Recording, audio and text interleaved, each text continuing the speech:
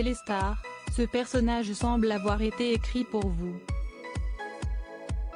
Est-ce exact ou voulez-vous approprier? Clémentine Célarié, les deux. À partir du terreau qu'ils ont fabriqué, les auteurs ont eu la générosité de nous laisser, le réalisateur Gabriel Aguillon et moi-même, lui apporter encore plus de folie. Ce qu'ils m'ont proposé, c'est un rôle qui dépasse les bornes. C'est ça que j'aime. Surtout une femme de sa génération. Qui en a marre de ce tabou.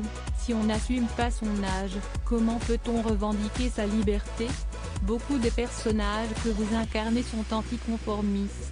Est-ce une vigilance ou bien votre philosophie? La convention dans un rôle, sauf justement si elle est toute rancière, ne m'intéresse pas. Et dans la vie encore moins. Davantage que l'anticonformisme, ce qui m'intéresse, c'est d'incarner des battantes. Des femmes qui font, qui y vont et qui me permettent de défendre des valeurs comme l'honnêteté, la pugnacité et la passion. Où est-ce ce qui, aujourd'hui, vous fait dire que vous ne vous êtes pas trompé de métier? La préparation de mon premier film en tant que réalisatrice, adapté de Pierre et Jean de Guy de Maupassant. Pour moi, c'est à la fois normal et carrément miraculeux. J'ai une maturité tardive. Des scénarios, j'en ai écrit mais j'ai tellement douté que je n'ai jamais pu en faire des films. Or, ce métier m'a confirmé que j'ai toujours eu raison de croire. Je n'ai jamais quitté le sacré. Que je joue Maupassant au théâtre ou que je tourne police de caractère, c'est pareil, je donne tout.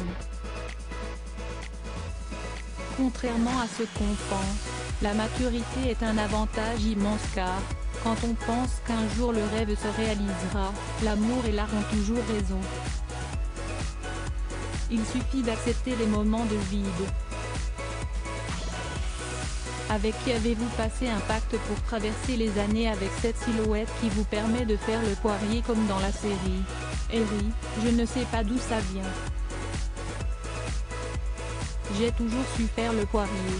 Quand j'étais plus enrobée comme dans 37,2 le matin, ça a été tellement emmerdant, que ça entravait ma liberté.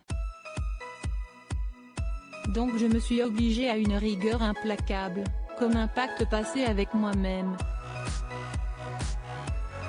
Le centre de tout cela, c'est la passion amoureuse que je nourris pour tout ce que je fais. Quand j'entends qu'il ne faut jamais s'emballer, quelle connerie. Si on ne s'emballe pas, c'est la vie qui le fera, entre quatre planches, ça s'appelle un cercueil. Outre votre long métrage, où pourra-t-on vous voir dans les mois à venir? Dans le prochain film de Claude Lelouch et dans celui d'Alex Lutz, que je vais tourner à la fin de l'année.